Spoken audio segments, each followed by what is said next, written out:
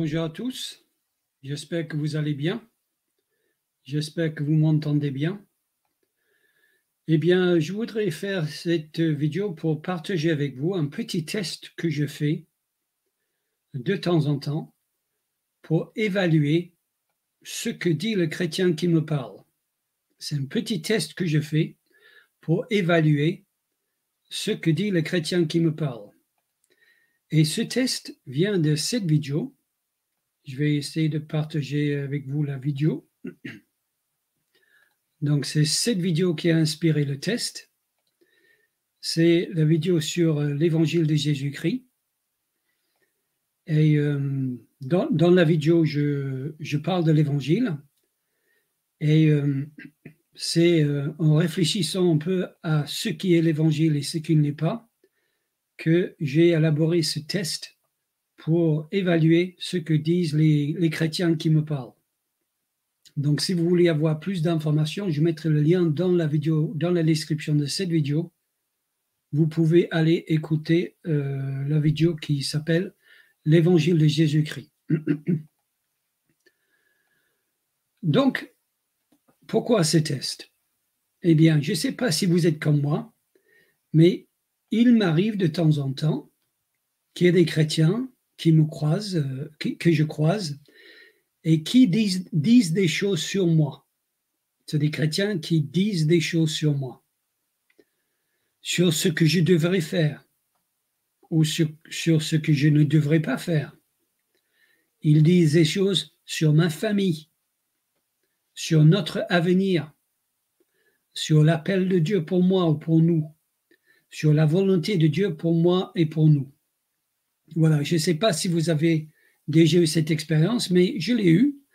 Et souvent, c'est bien intentionné, je pense. Je dirais la plupart du temps, c'est bien intentionné, mais on doit bien sûr à tester tout ce qu'on nous dit. Bien sûr, je ne parle pas des choses qui sont interdites par la Bible, car là, il n'y a même pas de test nécessaire, n'est-ce pas?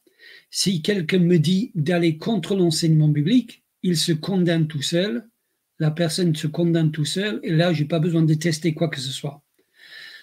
Mais non, moi, je parle des choses qui pourraient être vraies ou pas. Il n'y a pas vraiment de... C'est pas du tout anti-biblique. Le Seigneur m'a dit que tu devrais faire ça. Ou le Seigneur m'a dit que tu devrais aller là. Ou le Seigneur m'a dit que tu ne devrais pas faire ça. Ou encore, j'ai prié pour toi et je ressens vraiment que tu devrais faire ça ou que tu ne devrais pas faire ça. Voilà, c'est ce type de déclaration, d'affirmation dont je parle, qui ne sont pas bien sûr anti-bibliques, parce que là, le test n'est pas nécessaire.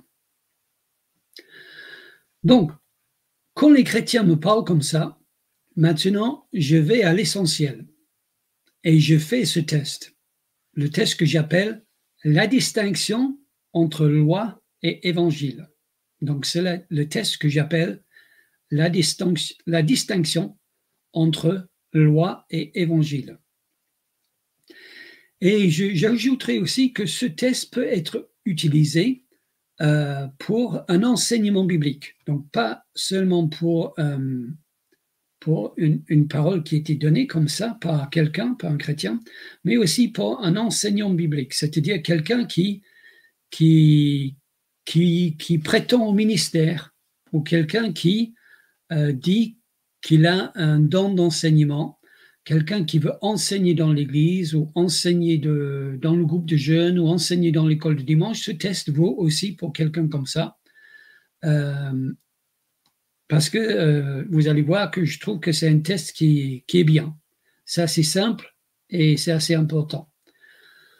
Donc voilà, c'est à partir de la vidéo que j'ai fait sur l'évangile, à partir de mon expérience, que j'avais envie de partager avec vous ce test, parce que ça peut éviter des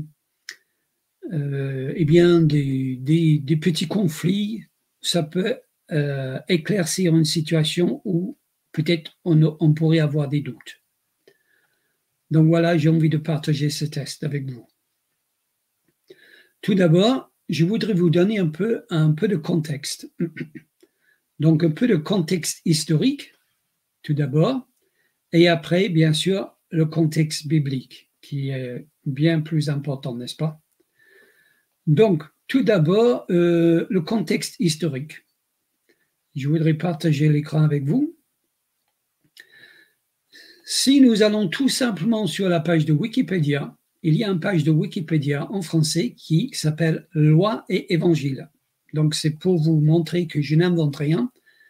Si Wikipédia en parle, surtout en français, c'est quelque chose qui est assez bien établi, n'est-ce pas? Et je vais lire tout simplement le premier paragraphe parce que je trouve qu'il explique bien qu'est-ce que c'est la loi et l'évangile. Donc, je lis ce qui est écrit ici. Dans le christianisme, la relation entre la loi de Dieu et l'évangile est une question majeure de la théologie luthérienne et réformée. Au sein de ces traditions, la distinction entre les doctrines de la loi, qui exigent l'obéissance à la volonté éthique de Dieu, et l'évangile, qui promet le pardon des péchés à la lumière de la personne et l'œuvre de Jésus-Christ, est un sujet capital. Elle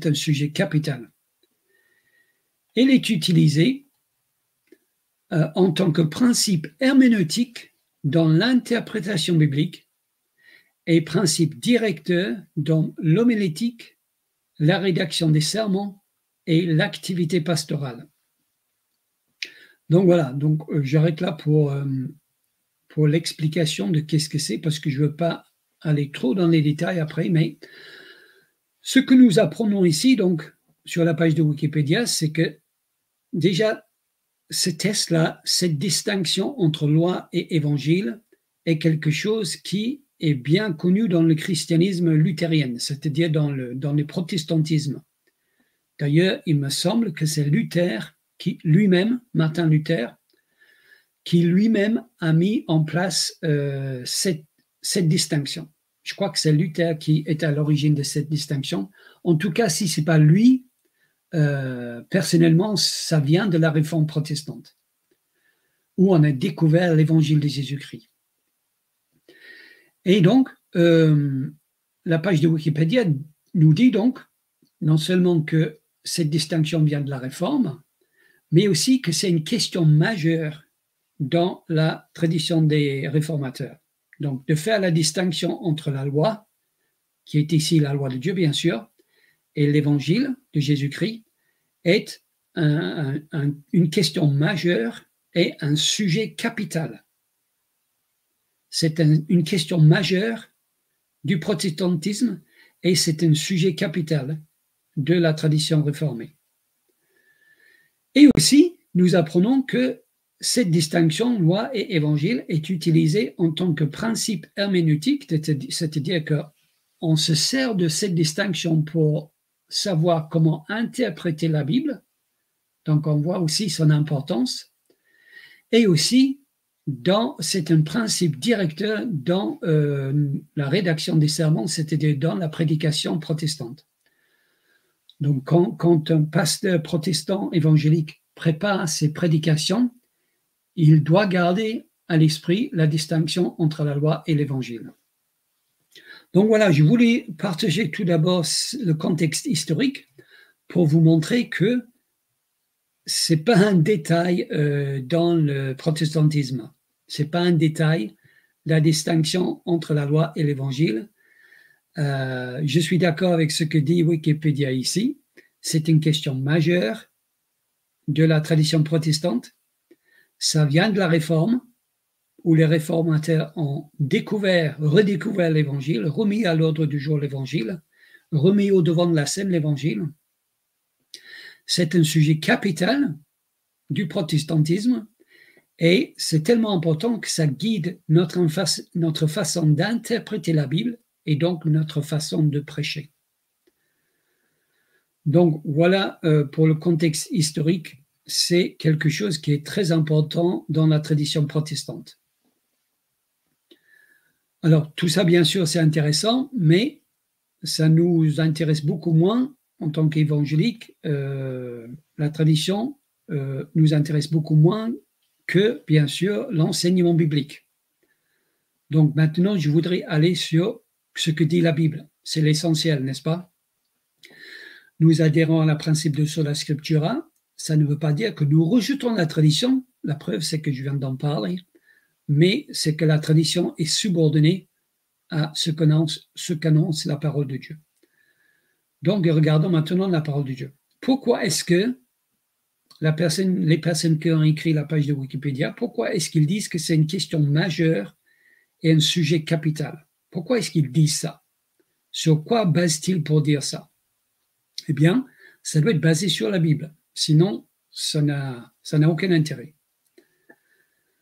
Donc là, on se retourne vers la Bible et on s'est dit, comment donc déterminer ce qui est une question majeure et un sujet capital du christianisme? Comment déterminer qu'est-ce qui est une question majeure et un sujet capital du christianisme? Puisque sur la page de Wikipédia, ils disent que c'est une question majeure et un sujet capital, et je viens de dire que je suis d'accord avec eux, comment est-ce qu'on détermine ce qui est de la plus haute importance dans le christianisme? Eh bien, voici ma méthode. Voici la méthode que je vais utiliser. Là, je me tourne donc vers la Bible. Nous sommes d'accord pour dire, bien sûr, que tout est important dans la Bible. Tout est important dans la Bible. La Bible est la parole de Dieu. Et si Dieu a pris la peine de nous communiquer des informations, des enseignements, c'est que tout est important. Mais nous sommes conscients aussi, en tant que protestants évangéliques, que certaines doctrines bibliques sont plus importantes pour nous que d'autres, n'est-ce pas? Certaines doctrines bibliques sont plus importantes pour nous, êtres humains sur la terre, que d'autres. Et donc, je pense qu'on peut être d'accord là-dessus. Je ne pense pas que quelqu'un contesterait ça. Est-ce que je peux donner un exemple? Eh bien, par exemple, oui, je peux, si je considère la doctrine du baptême, par exemple, moi, ça ne me pose aucun problème de tendre la main fraternelle et d'avoir une communion chrétienne, de prier ensemble, de louer Dieu ensemble avec un presbytérien ou un anglican, c'est-à-dire que quelqu'un qui baptise des bébés. Parce que le baptême, pour moi, c'est de seconde importance. Moi, ça ne me pose aucun problème de rompre le pain et de louer le Seigneur le dimanche matin. D'ailleurs, je le fais sûrement avec des gens qui n'ont pas la même eschatologie que moi. On ne voit pas la fin des temps de la même manière. Pour moi, c'est de seconde importance. Par contre, là où je ne pourrais pas rompre le pain et louer le Seigneur le dimanche matin, c'est quelqu'un qui est idolâtre. C'est-à-dire que quelqu'un qui dit qu'on peut accéder à Dieu par Jésus, certes, mais aussi par Mohamed ou par Bouddha. Là, bien sûr que non. L'idolâtrie est une doctrine plus fondamentale, le monothéisme est une doctrine plus fondamentale que l'eschatologie. Je pense que je n'ai pas besoin trop de développer tout ça parce que je pense qu'on est d'accord là-dessus. Donc, tout ce que la Bible dit est important, mais certaines doctrines sont plus importantes pour nous que d'autres. Alors, comment déterminer donc quelles sont les doctrines importantes pour nous? Eh bien, voici une méthode que je suggère. L'apôtre Paul utilise l'anathème 5 fois dans la Bible. Voici la méthode donc. L'apôtre Paul utilise l'anathème, c'est-à-dire qu'il utilise une malédiction 5 fois dans la Bible. Donc, ce que je fais là, c'est que je ne regarde pas vraiment ce que la Bible enseigne, je regarde ce que les auteurs de la Bible condamnent. C'est ça ma méthode. Comment déterminer ce qui est de la plus haute importance, même si toutes les doctrines sont importantes, il y en a certaines qui sont plus importantes que d'autres. Comment le savoir? Eh bien, voyons ce que les auteurs de la Bible condamnent au plus haut point. Et en voyant ce qui condamne au plus haut point, on peut, je pense, déterminer ce qui est de la plus haute importance. Et la condamnation la plus sévère dans la Bible, c'est l'anathème, n'est-ce pas? Quand on jette l'anathème sur quelqu'un, c'est on le met en dehors de l'Église et donc en dehors du salut, en fait. Donc l'apôtre Paul utilise l'anathème 5 fois dans la Bible. 3 de ces 5 fois, cet anathème est contre les gens. Donc 3 fois, l'apôtre Paul prononce l'anathème contre des gens, contre des personnes. C'est-à-dire que l'apôtre Paul maudit dans le Nouveau Testament des gens à 3 reprises. L'apôtre Paul, dans le Nouveau Testament, maudit des gens à 3 reprises. Je vais partager l'écran avec vous pour vous montrer tout ça. J'ai fait une simple recherche sur le mot anathème. Et donc, nous voyons que nous avons ici là 5 entrées dans le Nouveau Testament pour l'anathème. Et donc, le premier Romains 9, ça ne compte pas parce qu'il parle de lui-même.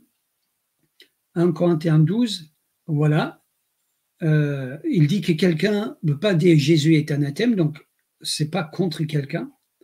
Mais les 3 derniers, l'apôtre Paul jette l'anathème sur des personnes en particulier.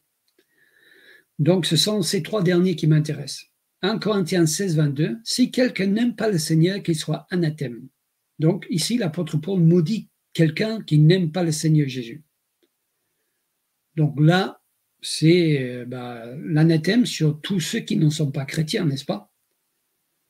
Donc, il faut être chrétien, il faut aimer le Seigneur Jésus. Maintenant, c'est assez général, ça ne nous aide pas trop, c'est pas très précis. Par contre, les 2 derniers, pour moi, qui viennent du livre de Galates, sont plus parlants. Donc, Galates 1, 8 et 9. Donc, Galates 1, 8. Mais si nous-mêmes, si un ange du ciel annonçait un évangile s'écartant de celui que nous vous avons prêché, qu'il soit anathème. Donc là, l'apôtre Paul, ici, dans ce verset, jette l'anathème contre tout être humain, ou même tout être spirituel, qui annoncerait aux Galates, au peuple de Galatie, et donc par extension toute personne, n'est-ce pas, qui annoncerait un autre évangile. Et Galates 1, 9, nous l'avons dit précédemment, je le répète, à cette heure, si quelqu'un vous annonce l'évangile s'écartant de celui que vous avez reçu, qu'il soit anathème. Donc il renouvelle ici l'anathème en disant que si quelqu'un ne vous annonce pas l'évangile auquel vous avez cru, c'est-à-dire l'évangile que l'apôtre Paul a annoncé, que cette personne soit anathème. Donc, l'apôtre Paul maudit 2 types de personnes ici, dans le Nouveau Testament, parce que c'est les seules occasions. Il maudit les gens qui n'aiment pas le Seigneur Jésus, donc les non-chrétiens, mais ça c'est assez vague, n'est-ce pas? C'est pas très précis. Mais après, il maudit à 2 reprises des gens dans les livres de Galates qui annoncent un autre évangile. Donc, ce que je dis là est que pour l'apôtre Paul, donc, ce qui semble être un sujet capital, donc c'était quoi l'expression dans Wikipédia, une question majeure et un sujet capital du christianisme, ça semble être l'évangile. Parce que les 2 versets que nous avons vus, l'apôtre Paul jette l'anathème sur ceux qui n'annoncent pas le vrai évangile. Et pour bien insister sur ce point, je voudrais faire la comparaison avec ce qui se passait à la même époque dans l'église des Corinthiens. Et donc là, je vais à 1 Corinthiens 15. à partir du verset 29. Alors, nous savons donc que dans l'église des Corinthiens, c'était une église quand même qui avait des problèmes. Il suffit de lire les 2 lettres aux Corinthiens pour constater que c'est une église qui avait des problèmes. Il y avait des gens immoraux, des gens chrétiens et qui se disaient chrétiens qui étaient immoraux. On voit ça au chapitre 5 où l'apôtre Paul parle d'un homme qui couche avec la femme de son père. Donc, et ils disent même que les non-chrétiens ne font pas ça. Donc, il y avait des problèmes de moralité. On voit aussi, par rapport à la Sainte Seine, comment les gens se comportaient, que certains étaient ivres et tout ça. Donc, voilà, il y avait des gros problèmes dans l'église des Corinthiens. Et ici, dans le chapitre 15, on voit qu'il y a des gens qui ne croyaient pas à la résurrection. C'est-à-dire qu'il y a des gens dans l'église des chrétiens, dans l'église des Corinthiens, qui ne croyaient pas que qu'après la mort, l'homme allait ressusciter dans un corps. Et donc, là, je vais juste vous lire ce passage. Autrement, donc 1 Corinthiens 15, 29, autrement, que feraient ceux qui se font baptiser pour les morts? Donc ici, Paul utilise une argumentation ad hominem, n'est-ce pas? Si les morts ne ressuscitent absolument pas, pourquoi se font-ils baptiser pour eux? Et nous, pourquoi sommes-nous à toute heure en péril? Chaque jour, je suis exposé à la mort. Je l'atteste, frère, par la gloire dont vous êtes pour moi le sujet en Jésus-Christ, notre Seigneur. Si c'est dans les vues humaines que j'ai combattu contre les bêtes à Éphèse, alors certaines personnes pensent là que Paul a été quand même dans l'arène avec des lions ici. Si c'est dans les vues humaines que j'ai combattu contre les bêtes à Éphèse, quel avantage m'en revient-il si les morts ne ressuscitent pas? Mangeons et buvons, car demain nous mourrons. Ne vous y trompez pas, les mauvaises compagnies corrompent des bonnes mœurs. Revenez à vous-même, comme il est convenable, et ne poichez point, car quelques-uns ne connaissent pas Dieu, je le dis à votre honte. Mais quelqu'un dira, comment les morts ressuscitent-ils? Avec quel corps viennent-ils? Insensé! Ce que tu sèmes ne reprend point vie s'il ne meurt. Et ce que tu sèmes, ce n'est pas le corps qui naîtra, c'est un simple grain de blé peut-être, ou d'une autre semence. Puis Dieu lui donne un corps comme il lui plaît, et à chaque semence, il donne un corps qui lui est propre. Donc on voit qu'ici, l'apôtre Paul, il argumente pour la résurrection de notre corps après la mort. Et on voit qu'il y va franchement, il fait des reproches sévères aux chrétiens ici. Il croit même qu'il y en a qui ne connaissent pas Dieu. Il fait des reproches, il les insulte, il dit qu'ils sont insensés, mais ce qu'on peut remarquer, c'est qu'il ne prononce pas d'anathème contre eux. Il ne les maudit pas. Ce que ces gens ont enseigné, c'est grave, parce que Paul les fait des reproches, il les insulte, il les corrige, il enseigne la vérité, qu'il y a une résurrection, mais il ne les maudit pas. Il ne jette pas l'anathème contre eux. Donc de là, moi, j'ai déduit que pour l'apôtre Paul, ne pas croire à la résurrection, c'est moins grave que ce qui s'est passé dans l'église à Galate. Ce qui s'est passé à l'église à Galate était plus grave aux yeux de l'apôtre et donc aux yeux de Dieu que ce qui s'est passé à l'église de Corinthe. Paul est beaucoup plus sévère avec ceux qui enseignent un autre évangile qu'avec ceux qui enseignent que nous n'allons pas ressusciter. Donc voilà, il y a des degrés d'importance. D'enseigner que nous n'allons pas ressusciter, c'est grave. On voit que Paul ne ménage pas ces personnes dans sa réponse. Mais puisqu'il ne jette pas l'anathème sur ces personnes, on peut dire que c'est moins grave que d'enseigner notre évangile. Donc, c'était quoi donc cet autre évangile?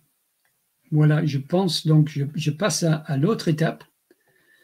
Donc, je redis mon argumentation. Mon argumentation, c'est que ce qui s'est passé dans l'église de Galates, dans l'église de Corinthiens, était grave, d'enseigner qu'on n'en est pas ressuscité. Mais puisque l'apôtre Paul ne jette pas l'anathème sur eux, ne prononce pas d'anathème sur eux, alors qu'il le fait des gens qui troublent les gens de l'église de Galates, il le fait à 2 reprises, ça veut dire que pour moi, pour l'apôtre, et donc pour le Saint-Esprit qui l'a inspiré, c'est beaucoup plus grave de détourner, déformer l'évangile que de dire qu'il n'y aura pas de résurrection. C'est beaucoup plus grave. Donc, qu'est-ce qu'il faisait dans l'église des Galates qui était pour l'apôtre Paul si grave que ça méritait l'anathème? Et là, je voudrais partager mon écran avec vous. Donc, le livre des Galates.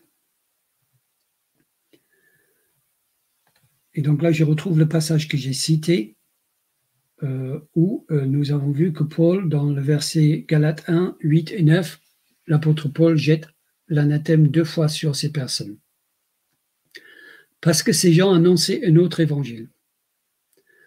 Donc, l'évangile, c'est la doctrine biblique la plus importante pour nous, selon l'apôtre Paul. Voilà ma conclusion. L'évangile, c'est la doctrine la plus importante pour nous, selon l'apôtre Paul. Et la pureté de l'évangile doit être gardée à tout prix.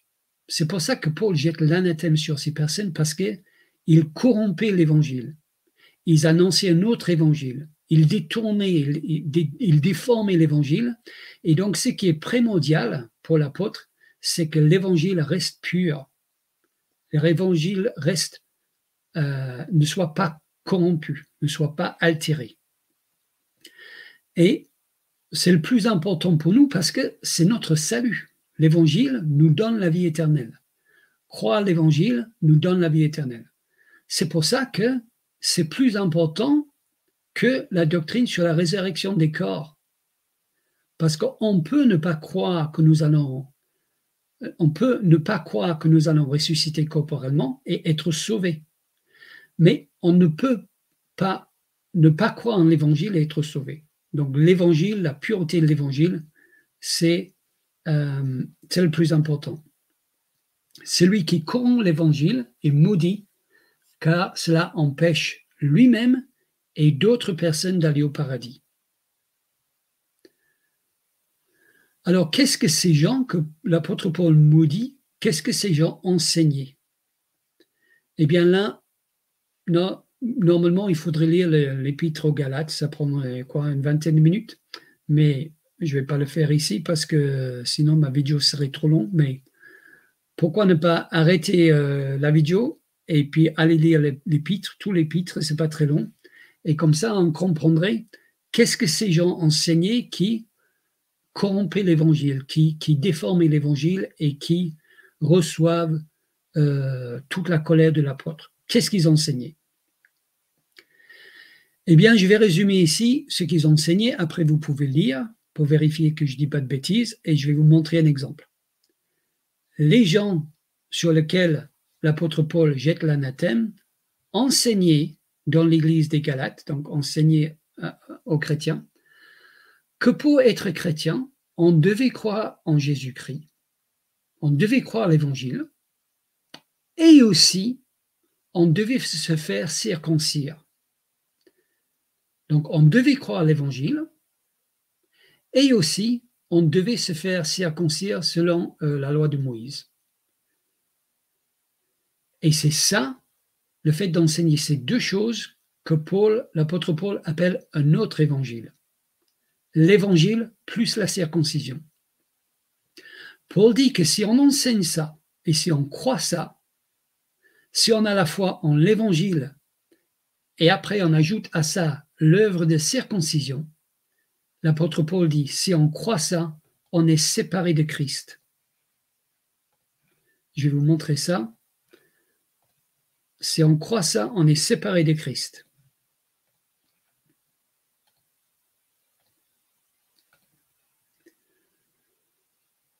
Donc, c'est dans Galates 5.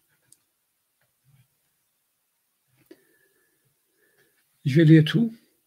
Galates 5. C'est pour la liberté que Christ nous a affranchis. Demeurez donc fermes et ne vous laissez pas mettre de nouveau sous le joug de la servitude. Donc ici, c'est la servitude de la loi. Voici moi, Paul, je vous dis que si vous vous faites circoncire, Christ ne vous servira à rien. Si vous vous faites circoncire, Christ ne vous servira à rien. Et j'affirme encore une fois à tout homme qui se fait circoncire qu'il est tenu de pratiquer la loi tout entière. C'est-à-dire, l'apôtre Paul dit, si tu veux ajouter la loi, pourquoi se limiter à la circoncision? Si tu veux ajouter la loi à l'évangile, il faut ajouter toute la loi. Vous êtes séparés de Christ. Vous tous qui cherchez la justification dans la loi, vous êtes déchus de la grâce. Donc ici, l'apôtre Paul dit que si quelqu'un se fait circoncire, qu'il dit qu'on peut croire à l'évangile, mais il faut se faire circoncire, l'apôtre Paul dit qu'on est séparé de Christ. On ne peut pas être séparé de Christ et aller au paradis, bien sûr, donc on est condamné. Pour nous, c'est de la foi que nous attestons par l'Esprit l'espérance de la justice. Effectivement, nous sommes justifiés par la foi. Car en Jésus-Christ, ni la circoncision ni l'incirconcision n'a de valeur, mais seulement la foi qui est agissante par l'amour. Donc, ça ne sert à rien de se faire circoncire ou pas, ce qui est important, c'est la foi. Vous courriez bien, qui vous arrêtez pour vous empêcher d'obéir à la vérité. Cette influence ne vient pas de celui qui vous appelle. Un peu de levain fait lever toute la pâte. J'ai cette confiance en vous de le Seigneur que vous ne penserez pas autrement. Donc, l'apôtre Paul est confiant quand même que les chrétiens vont reconnaître quel est le vrai évangile et adhérer à la pureté de l'évangile. Mais celui qui vous trouble, quel qu'il en soit, en portera la peine. Pour moi, frère, si je prêche encore la circoncision, pourquoi suis-je encore persécuté? Le scandale de la croix est donc aboli. Puisse-t-il être retranché ceux qui mettent le trouble parmi vous? Et ici, il y a une petite pas de page là, pardon. Et littéralement, c'est être coupé. C'est-à-dire que ici, je crois que dans d'autres traductions, c'est mieux traduit. En fait, l'apôtre Paul dit ici, il y a un peu d'ironie ici. Qu'ils se mutilent donc complètement ceux qui sèment le désordre parmi vous. L'apôtre Paul, ici, il fait un peu de l'humour, hein, et il dit, si c'est tellement bien la circoncision, eh bien, pourquoi est-ce qu'ils n'aillent pas jusqu'au bout? Pourquoi est-ce qu'ils ne coupent pas tout? Voilà ce qu'il dit l'apôtre Paul ici. Si la circoncision est tellement bien pour nous approcher de Dieu, pourquoi couper un petit bout? Pourquoi ne pas couper tout? Donc, on apprécie le mot de l'apôtre. Et donc, ce qui est important à retenir, c'est que si, pour les gens qui croient l'évangile et qui essaient d'ajouter la circoncision, c'est-à-dire couper un peu de peau sur le pénis, eh bien, ces gens-là sont séparés de Christ. Le fait de faire ce petit geste-là les sépare de Christ. Pourquoi? Parce qu'ils veulent ajouter l'obéissance à la loi à l'évangile. Ils veulent ajouter la loi à l'évangile. C'est pour cette raison que l'apôtre Paul maudit ceux qui enseignent cette doctrine, qu'il appelle un autre évangile, parce que cette doctrine-là sépare les gens de Christ. Cette doctrine-là condamne les gens en enfer. Si on ajoute la circoncision et par extension toute autre œuvre à notre foi pour être sauvés, nous ne sommes pas sauvés, nous sommes condamnés. Si on ajoute la circoncision et par extension toute autre œuvre, parce que le problème ici n'est pas tellement la circoncision, c'est un exemple. Le problème ici, c'est vouloir ajouter l'obéissance à la loi, donc des œuvres, à la foi en l'évangile. Et donc, que ce soit la circoncision ou n'importe quelle autre œuvre, si on ajoute l'œuvre à la foi, nous sommes séparés de Christ. Si on affirme que l'évangile, c'est croire Jésus, si on affirme que l'évangile, c'est croire au sacrifice de Jésus, plus, eh bien, nous sommes perdus.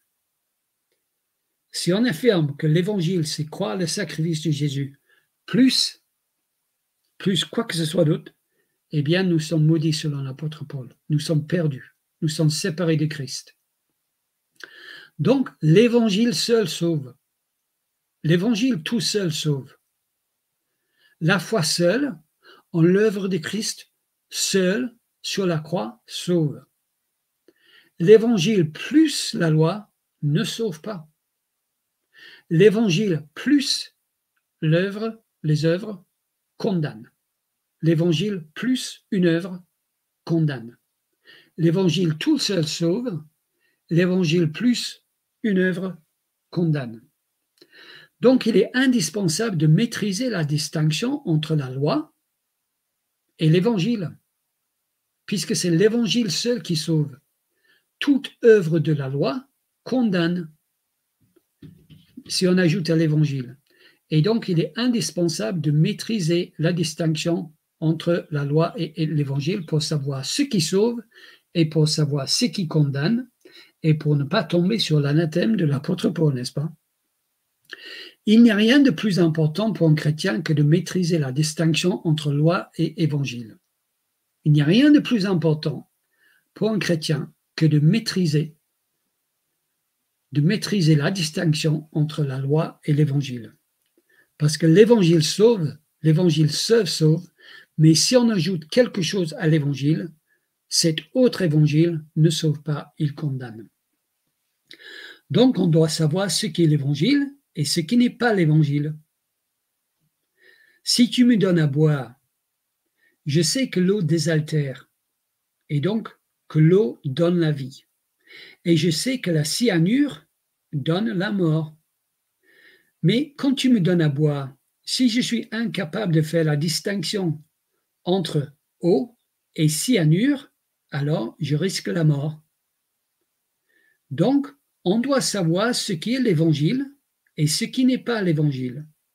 Tout d'abord pour soi-même, pour son propre salut, et ensuite, quand on veut enseigner les autres, on doit pouvoir faire cette distinction. C'est primordial et c'est pour ça que l'apôtre Paul utilise l'anathème contre ceux qui mélangent évangile et loi. Et donc, c'est pour cette raison que je dis que la page de Wikipédia dit que c'est une question majeure et un sujet capital du christianisme. C'est le cœur du christianisme parce que ça concerne l'évangile. Et ça explique les deux anathèmes de l'apôtre Paul. Donc, voilà mon contexte. Je reviens donc à mon test. Donc, quand les chrétiens me disent que je devrais faire ça, ou que ma famille devrait faire ça, ou que la volonté de Dieu pour moi c'est ça, ou quand les chrétiens me disent j'ai prié pour toi et je ressens vraiment que tu devrais faire ça, eh bien, maintenant je vais à l'essentiel. J'écoute poliment la personne, poliment, et je lui dis que je vais voir si je dois croire ce qu'elle me dit. Car la Bible dit d'éprouver toutes choses, n'est-ce pas, et de retenir ce qui est bon. La Bible dit d'éprouver toutes choses. Et pour savoir si je dois les croire, je dis que j'ai créé un petit test biblique. Si elle passe le test, je veux bien l'écouter. Si elle ne passe pas le test, je ne l'écouterai pas. Parfois, cette explication-là met fin à la conversation, car la personne voit quand on ne boit pas ses paroles et peut s'offusquer. C'est déjà arrivé, que déjà en disant ça, la personne s'offusque et c'est fini. Mais si la personne veut bien que j'applique la test, eh bien, je fais ce test, la distinction entre loi et évangile.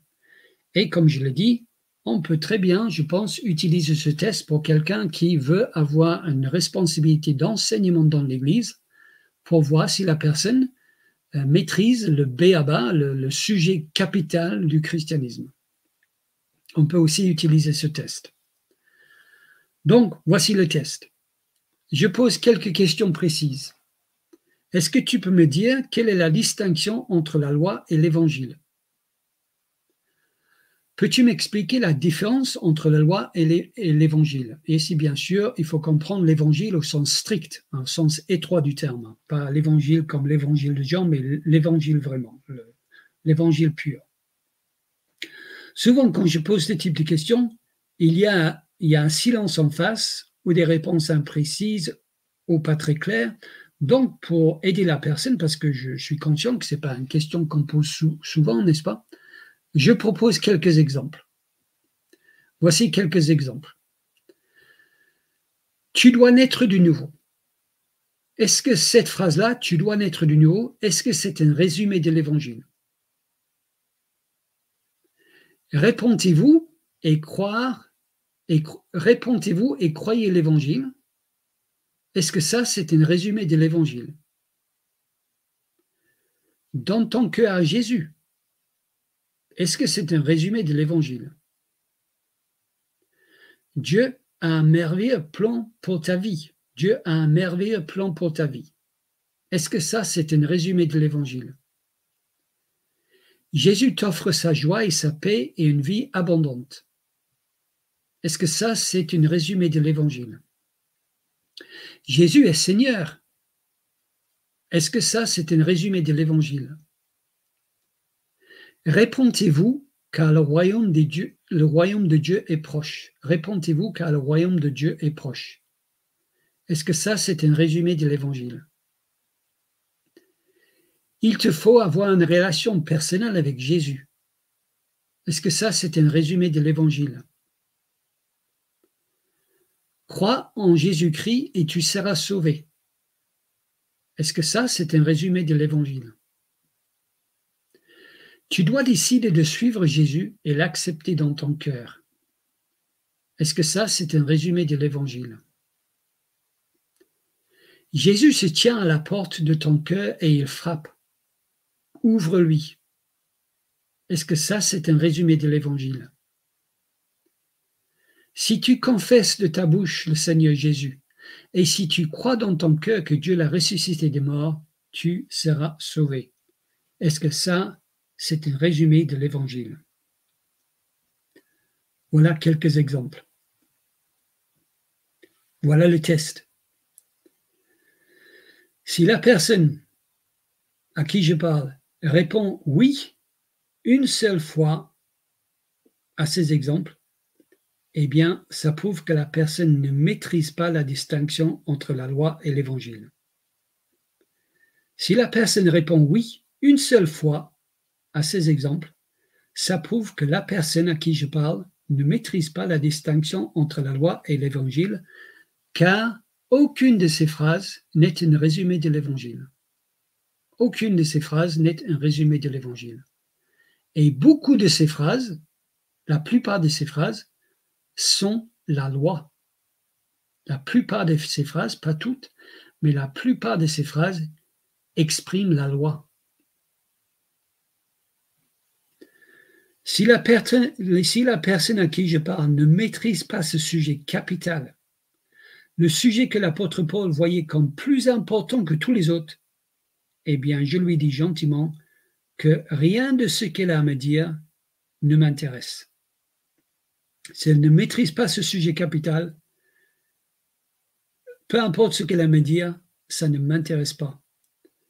Elle est comme un mari violent qui veut me donner des conseils sur comment rendre ma femme heureuse. Elle est comme une prostituée qui veut donner des conseils de fidélité à mon épouse. Ce sont des incompétents bibliquement, et rien de ce qu'il a à me dire ne m'intéresse. Pour l'instant, je n'ai pas rencontré un seul chrétien qui croit avoir des choses importantes à me dire de la part de Dieu et qui maîtrise ce b.a.-ba du christianisme. Si la personne me montrait qu'elle maîtrise cette distinction, alors je l'écouterai avec plaisir et avec attention. Parce que là, je saurai que la personne sait de quoi elle parle, qu'elle maîtrise le christianisme. Mais pour les autres, je les conseille de mettre leurs efforts à comprendre le b.a.-ba du christianisme plutôt que de mettre leurs efforts à s'occuper des autres. Je leur conseille de demander à Dieu, de prier Dieu, qu'il leur montre la chose la plus importante et la plus basique dans le christianisme avant qu'il leur donne des paroles pour les autres. Plutôt que de prier à Dieu pour avoir des paroles, entre guillemets, pour les autres, que ces gens prient Dieu, qu'ils comprennent l'essentiel du christianisme, le b.a.-ba du christianisme, le message qui sauve. Ça peut paraître brut de décoffrage, mais l'apôtre Paul condamne ceux qui se mêlent des affaires des autres dans la Bible, et l'apôtre Paul condamne aussi ceux qui ajoutent la loi à l'évangile.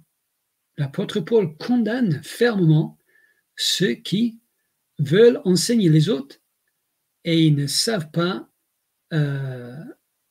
garder la pureté de l'évangile. Donc voilà pourquoi j'utilise ce test-là, parce que c'est un test sur l'essentiel, sur la chose la plus importante, sur le b.a.-ba du christianisme. Et si la personne ne maîtrise pas ça, tout ce qu'elle peut me dire d'autre ne m'intéresse pas. De même, si quelqu'un se croit enseignant de la parole de Dieu, c'est une vocation noble. Ou si quelqu'un veut postuler au poste de pasteur, au ministère de pasteur, ou d'ancien, ou de moniteur d'école de dimanche, ou de responsable de groupe de jeunes, donc quelqu'un qui va avoir responsabilité d'enseignement.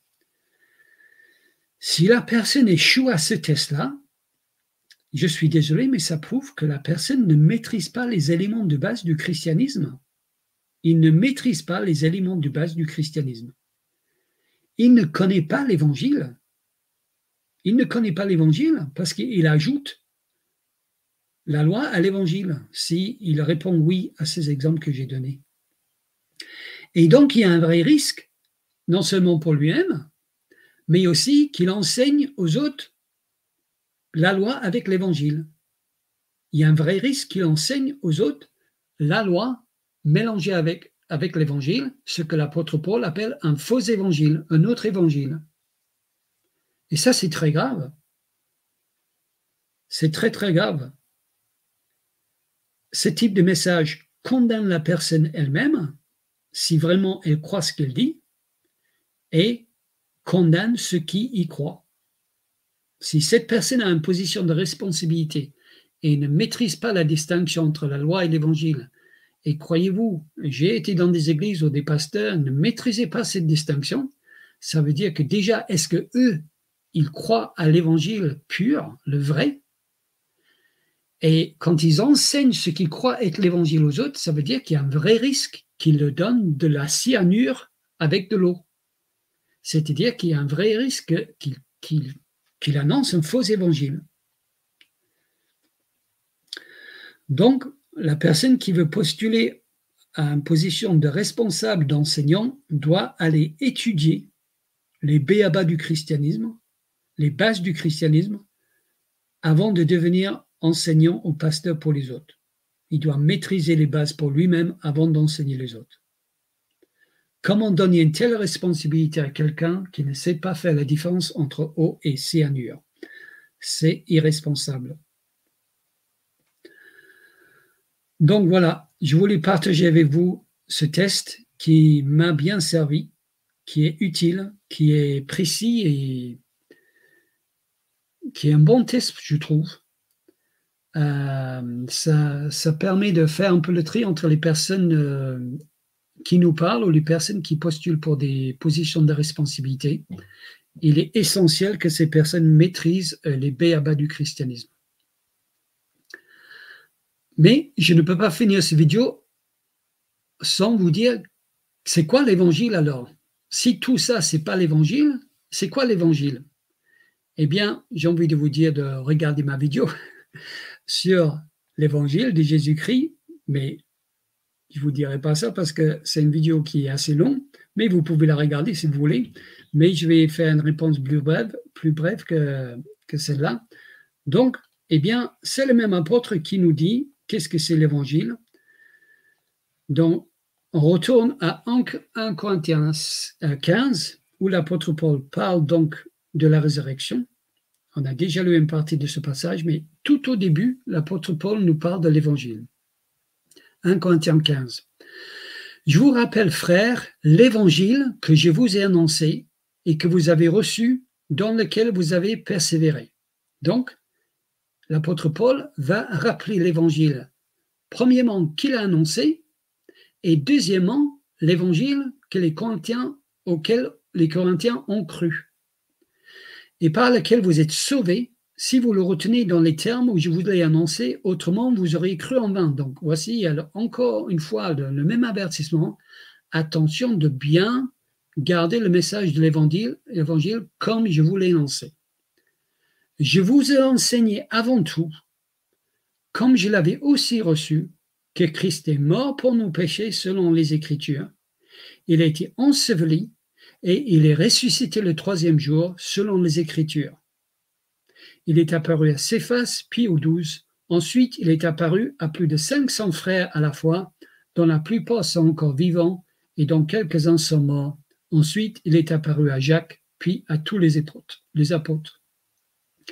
Donc, voici l'Évangile, en quelques lignes, annoncé par l'apôtre Paul.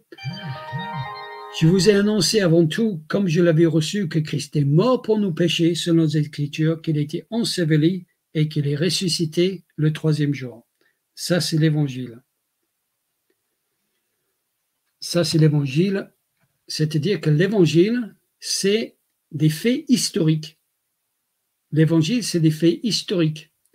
L'Évangile, c'est passé, c'est fini. On ne peut pas vivre l'Évangile. L'Évangile, c'est des faits historiques qui sont passés il y a 2000 ans. C'est Jésus qui est venu, qui est mort pour nos péchés, ainsi, selon les Écritures, c'est-à-dire confirmant tous les annonces et les prophéties des prophètes, qu'il est mort selon les Écritures, qu'il est mort pour nos péchés et qu'il est ressuscité, qu'il a été enseveli, c'est-à-dire qu'il a été vraiment mort et qu'il est ressuscité. Et je vous fais remarquer que l'Évangile ne contient aucun commandement. Aucun commandement de quoi? Réponds-toi, tu dois naître de nouveau dans ton cœur à Jésus. Non, l'Évangile, c'est des faits historiques. C'est l'œuvre de Christ pour nous sur la croix. On peut résumer l'Évangile avec un autre verset qui est très connu, Jean 3,16. Car Dieu a tant aimé le monde qu'il a donné son Fils unique, afin que quiconque croit ne périsse point, mais qu'il ait la vie éternelle. Si on croit ça, on est sauvé. Si on croit ça, et ça seul, cet évangile-là seul, nous sommes sauvés. Cet évangile-là sauve. Si on ajoute quelque chose à ce message-là, on est condamné. Seul l'évangile sauve. Voilà, j'espère que cette vidéo a été utile et que ce test peut être utile à l'avenir et que le Seigneur vous bénisse.